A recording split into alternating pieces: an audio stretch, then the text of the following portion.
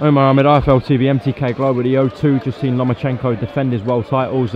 Impressive Luke though, Adam? Oh, very impressed with Luke. I thought he did really well. You know, Lomachenko, in my opinion, is the best pound-for-pound fighter in the world, and I thought he won it pretty clearly. But he didn't tell the story. You know, Luke was competitive throughout. He had a couple of good moments early on. I think he was hurt badly. I think it was the end of the 5th or 6th where he troubled. As soon as he hurt Loma momentarily, you know, Lomachenko would just come back with something better. So very, very tough, and a lot of sort of mental chess in the first 3 or 4 rounds as well. And I think that's what takes a lot of toll as well on Loma's opponents. But look, I thought Luke's effort and performance was terrific. I think he can come on for that. I think he will become a world champion.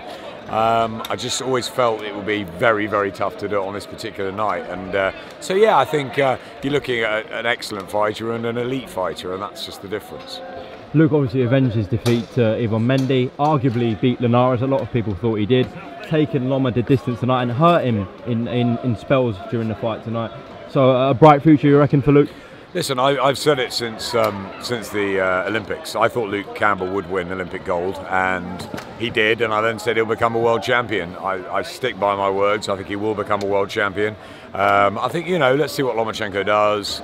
If he goes back down the super feather and there's some vacant titles coming up. I mean, you know, it's a real shame that Luke has come up against Jorge Linares away from home, you know, with the difficulties he had personally at the time. I think he's got a really good setup now with Shane McGuigan. I thought he was really impressive tonight. If you just look at Luke Campbell's performance in itself, he did really well. It's just that he was up against someone who is exceptional. You know, watching Loma's footwork up close was just an absolute privilege. And, you know, he's a one-off, and so I think sort of all's well that ends well. We saw a really good performance from Lomachenko, as we always do, and I thought we saw a really good effort and display and performance from Luke Campbell. Just wasn't enough to win it tonight, but he can go off with his head held high, and yeah, in my opinion, he still becomes a world champion. I just don't think he's on that level, but not many people are. No, very true. Moving away from tonight, pleased with the new show announced for October. Obviously, Taylor Prograis, Derek Chisora Parker, Conor Ben's also on the bill.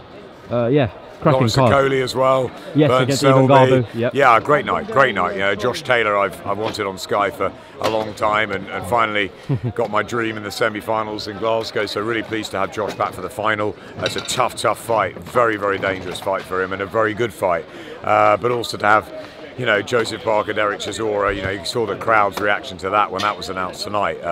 It's going to be another great night. It's a special place here. You know, I love the Manchester Arena, and I love the O2. They're our best venues here.